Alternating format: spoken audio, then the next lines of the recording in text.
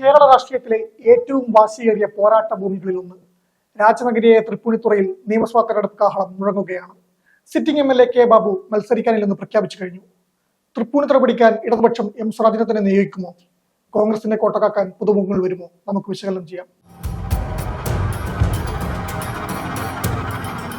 രാജഭരണത്തിന്റെ സ്മരണകൾ ഉറങ്ങുന്ന മണ്ണാണ് തൃപ്പൂണിത്തുറ. പക്ഷേ കഴിഞ്ഞ 10 വർഷമായി കേരളം ഉറ്റുനോക്കുന്നത് ഇവിടുത്തെ രാഷ്ട്രീയ അങ്കത്തട്ടിലേക്കാണ്. ഒരിക്കൽ ചുവപ്പണി ചുവതുറുക്കി M സ്വരാജ് വീണ്ടും ചുവടുവെക്കുന്നു. പതിറ്റാണ്ടുകളായി മണ്ഡലം കാത്ത പടനായകൻ കെ ബാബു മത്സരരംഗത്ത് പിന്മാറുന്നു. കൊച്ചിയിലെ രാജനഗരി ഇനി ആർക്കൊപ്പം നിൽക്കും? 992 വോട്ടുകളുടെ നേരിയ വ്യത്യാസത്തിൽ നഷ്ടപ്പെട്ട സിംഹാസനം സ്വരാജ് തിരിച്ചുപിടിക്കുമോ? അതോ കോൺഗ്രസ് ഇറക്കുന്ന അപ്രതീക്ഷിത സ്ഥാനാർത്ഥിക്ക് മുന്നിൽ ഇടതുപക്ഷം വീണ്ടും വീഴുമോ? തൃപ്പൂണിത്തുറയുടെ ചരിത്രം പരിശോധിച്ചാൽ അതൊരു പ്രവചനാതീതമായ മണ്ഡലമാണ്. 2016 അഴിമതി ആരോപണങ്ങൾ ഉയർന്ന കെ ബാബുവിനെ 4467 വോട്ടുകൾക്ക് പരാജയപ്പെടുത്തിയാണ് M സ്വരാജ് എന്ന യുവനേതാവ് തൃപ്പൂണിത്തുറ പിടിച്ചെടുത്തത്. എന്നാൽ തൊട്ടടുത്ത തെരഞ്ഞെടുപ്പിൽ ചിത്രം മാറി. ശബരിമല വിഷയവും ശക്തമായ പ്രചാരണവും കെ ബാബുവിന് നേരി മേൽക്കൈ നൽകി. അവസാന റൗണ്ട് വരെ സാധ്യതകൾ മാറിമറിഞ്ഞ വോട്ടെടുപ്പിൽ കെ ബാബു ജയിച്ചു കയറി. മതചിഹ്നങ്ങൾ ഉപയോഗിച്ചു എന്ന പേരിൽ ഈ ഫലം പിന്നീട് കോടതി കയറുകയും ചെയ്തു. മണ്ഡലത്തിലെ നിലവിലെ സ്ഥിതി പരിശോധിക്കുമ്പോൾ ഇടതുപക്ഷത്തിന് വെല്ലുവിളികൾ ഏറെയാണ്. 2024 ലോക്സഭാ തെരഞ്ഞെടുപ്പിൽ എറണാകുളം മണ്ഡലത്തിന്റെ ഭാഗമായ തൃപ്പൂണിത്തുറയിൽ UDF സ്ഥാനാർത്ഥി ഹൈബി ഈഡൻ വലിയ ഭൂരിപക്ഷമാണ് നേടിയത്. 2025 തദ്ദേശ തെരഞ്ഞെടുപ്പ് ഫലം നോക്കിയാലും കോൺഗ്രസ് തന്നെയാണ് ആശ്വാസം. ഏറ്റവും പുതിയ കണക്കുകൾ പ്രകാരം UDF മണ്ഡലത്തിൽ ശക്തമായ തിരിച്ചുവരവ് നടത്തിയിട്ടുണ്ട്. എന്നാൽ BJPയുടെ വളർച്ച തൃപ്പൂണിത്തുറ നഗരസഭയിൽ ഉൾപ്പെടെ നിർണായകമാണ്. ഈ വോട്ട് വിഹിതം ആരെ ബാധിക്കുന്നതാണ് പ്രധാന ചോദ്യം. M സ്വരാജ് വീണ്ടും വന്നാൽ മണ്ഡലം എങ്ങനെ സ്വീകരിക്കുമെന്നാണ് അറിയേണ്ടത്. 5 വർഷം മണ്ഡലത്തിൽ സ്വരാജ് നടത്തിയ വികസന പ്രവർത്തനങ്ങൾ ഇപ്പോഴും ചർച്ചയാണ്.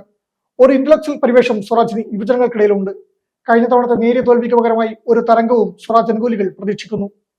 തൃപ്പൂണിത്തുറയിൽ M സ്വരാജിന് പകരം മറ്റൊരു പേര് ഉയർന്നു കേൾക്കുന്നുണ്ടെങ്കിൽ അത് കൊച്ചി മുൻ മേയർ M അനിൽകുമാറിന്റേതാണ്.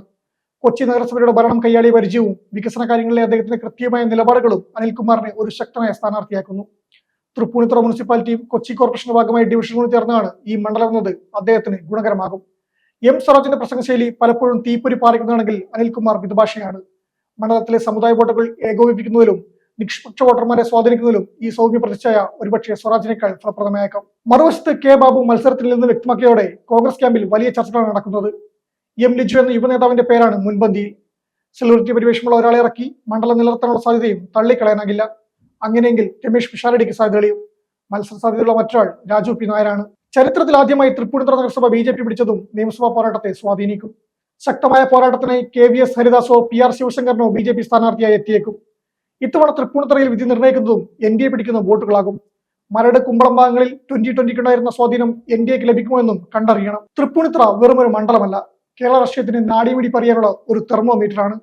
M സ്വരാജിന്റെ രാഷ്ട്രീയ വീര്യവും കോൺഗ്രസ് കെട്ടിപ്പടുക്കുന്ന പുതിയ പ്രതിരോധവും BJP ഉയർത്തുന്ന വെല്ലുവിളിയും ചേരുമ്പോൾ 2026 പോരാട്ടം ഒരു ക്ലാസിക് പോരാട്ടമായി മാറുമെന്നുറപ്പ്.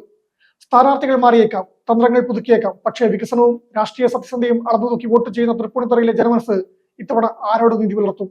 കഴിഞ്ഞ തവണ കൈവിട്ട ആ 992 വോട്ടുകൾ സ്വരാജ് തിരിച്ചുപിടിക്കുമോ? അതോ കെ ബാബു ഇല്ലാത്ത തൃപ്പൂണിത്തുറയിൽ പുതിയൊരു ചരിത്രം UDF എഴുതുമോ? ഉത്തരം വോട്ടെണ്ണൽ കേന്ദ്രത്തിലെ ആ അവസാന റൗണ്ടിൽ മാത്രം.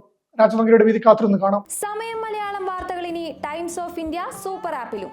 ഇതിനായി പ്ലേ സ്റ്റോറിൽ നിന്നോ ആപ്പ് സ്റ്റോറിൽ നിന്നോ times of India app install ചെയ്യൂ. മലയാളം ഭാഷ തിരഞ്ഞെടുക്കൂ. വാർത്തകൾ ആസ്വദിക്കാം.